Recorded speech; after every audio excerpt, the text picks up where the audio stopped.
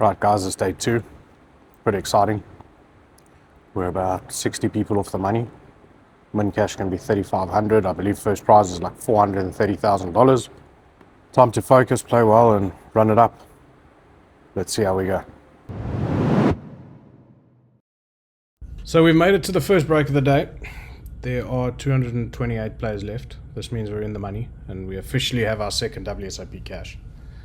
The soft bubble took forever in this tournament. It's insane how long people take to act for the period before we go hand to hand. They tank every single hand. In theory, it's a good thing. They're going to make the money more often. For the actual game, it's horrendous. I wish they could find a way to stop this in live poker. The problem is shot clock doesn't really work because then people can still use the 30 seconds entitled to. It's more like a chess clock style what we need, kind of what they're doing in Triton. And it doesn't help much when there's only one other person at the table who wants to call the clock, and that's not the chip leader. The chip leader is tanking 30 seconds every hand because he says he'd like everyone at the table to cash along with him. It was the most ridiculous thing I've ever seen. Anyway, for this entire period we had the overwhelming chip leader directly on our left. He started the day with like 600,000 chips and made our life basically impossible during the bubble period. He was all in for every single hand that was dealt. The bubble lasted around an hour and I think we managed to play 10, maybe 11 hands in total. We never really picked up anything, so it's not even like we could call. Not that I'd be dying to, but if I found the right hand I would have called. I'm here to win, not min cash.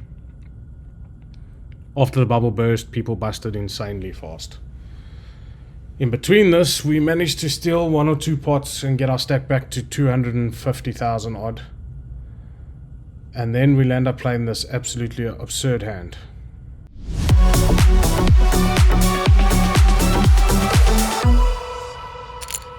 So this is arguably one of the craziest hands I've played in a long time.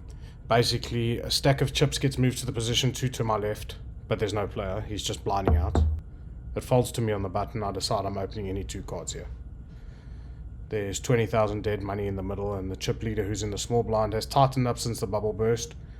But he is the kind of player that likes to defend blind, so he could kind of defend anything against me, but I don't really care. I think I'm going to be able to outplay him post-flop most of the time anyway. Anyway, so it folds to me, I have 7-3 off. I open to 20,000 on the button.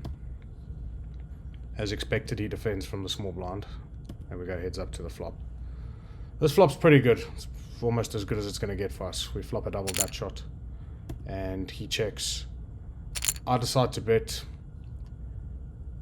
I'm not sure if I'm supposed to bet this flop because I think he's defending a lot, so he could have some of this flop, and I don't really hit this flop very often in theory, but the game's not played in theory, and we bet. He calls, and we turn gin. He takes a while before he checks to me on the turn, and that makes me think he might have some piece of this. And he's going to think that I can't have any of it. So I decide to bet reasonably big to try get all the money in by the river. I bet 66,000. He does us the favor. He puts it all in before our chips even hit the middle. We snap call. And as expected with him defending almost anything, he somehow has 6-4 offsuit. So we find a very nice double. The very, very next hand, we get dealt aces. And our same opponent on our left is now tilting. And in my mind, I'm just trying to work out how we're going to get all the chips in the middle. Anyway, it folds to us in the cutoff. We open to 20,000. He thinks for a while and then calls the button. The flop comes deuce, deuce, 4. Pretty much always going to be betting this flop no matter what I've raised with pre. So I bet very small, 15,000, hoping not to lose our man. He calls.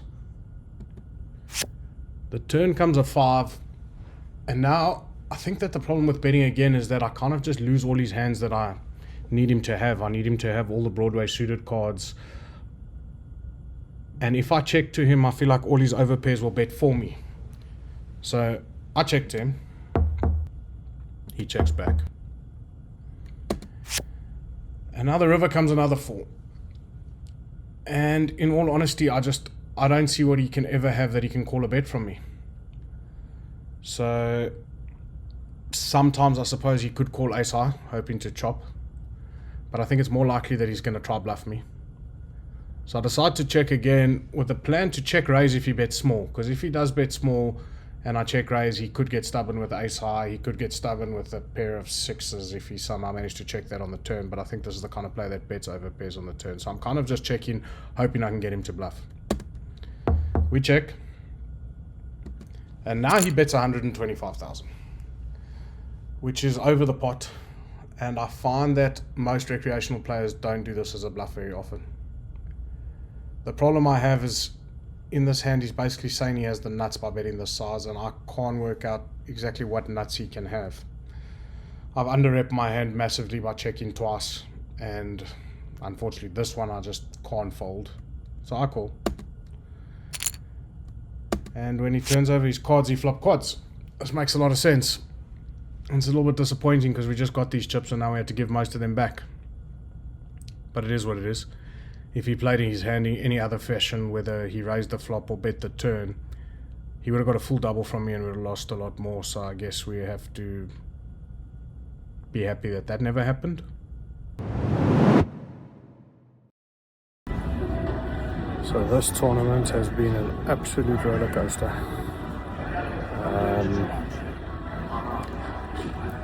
There's 139 left. Okay, we're going back to 20,000 big blind drive, 280,000.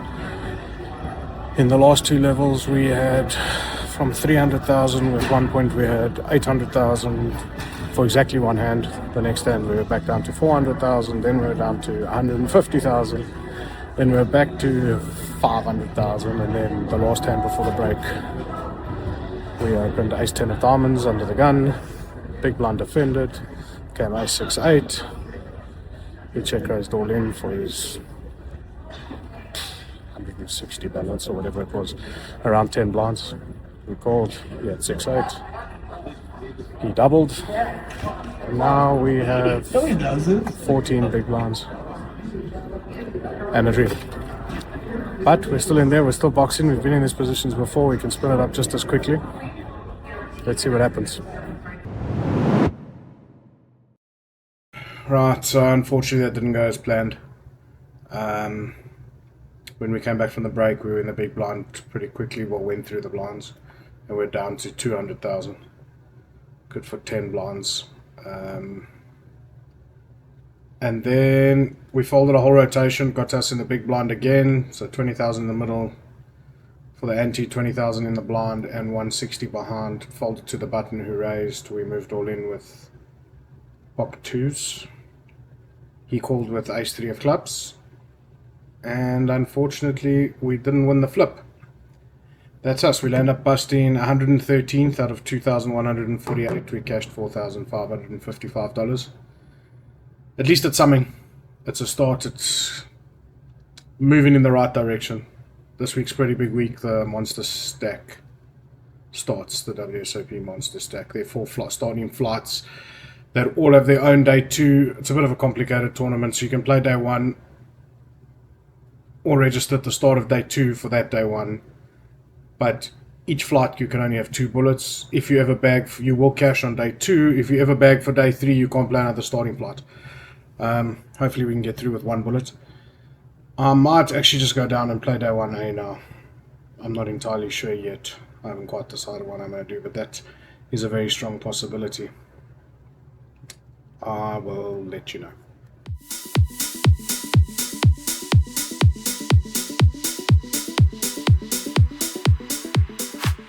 Right guys, because of the structure of this monster stack tournament, I've decided I'm going to go fire 1 bullet tonight. We're going to late reg now with 35 big blinds, which is plenty, because basically you can only fire 2 bullets per flight. And this is pretty much the biggest tournament we're going to play for the rest of our trip, because of us having to go home relatively early. So this is the one most likely to have around $1 million as the first prize, and probably one of the best spots we're going to get the whole summer. So We are going down, take our chance. So hopefully we can run it up on flight 1. And let's see, there's only 2 levels left for today, so just 2 hours of play. I will let you know how it goes.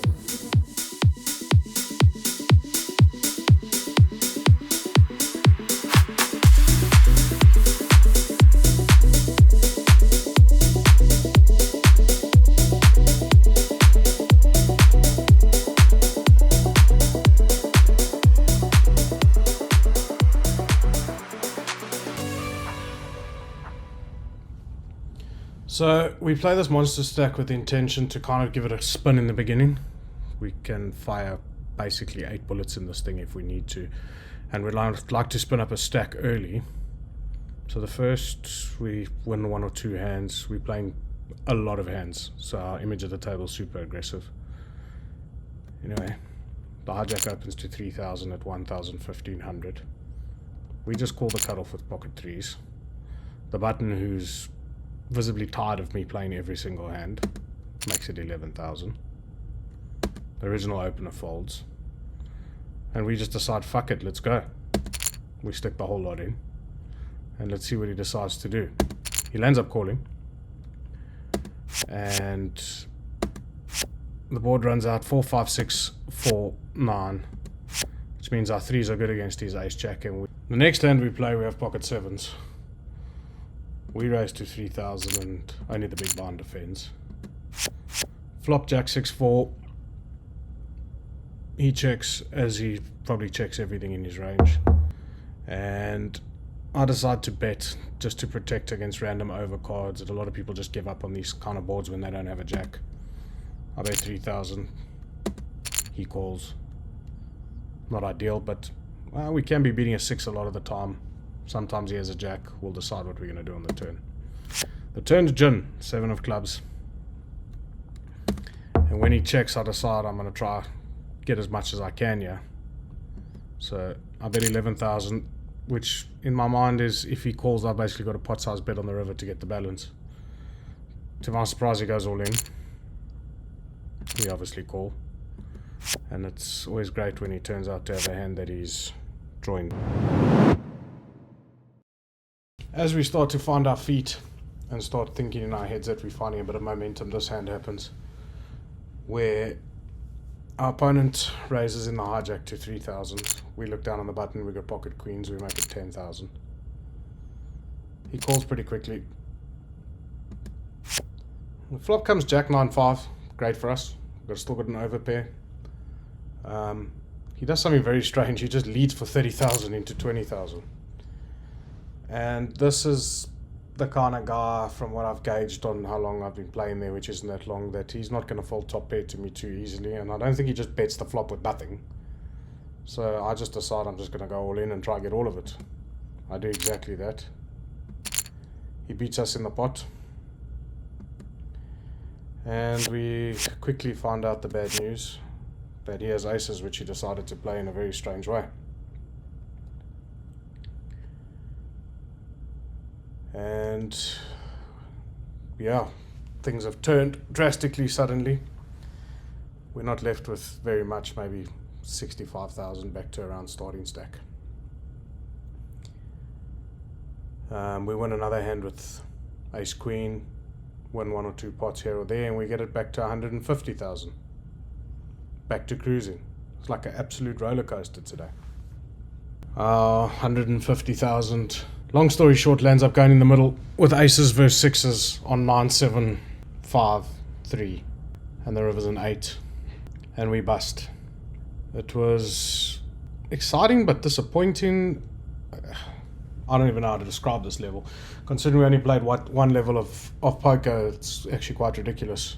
The amount of chips we had, then didn't have, then had again, and then didn't have.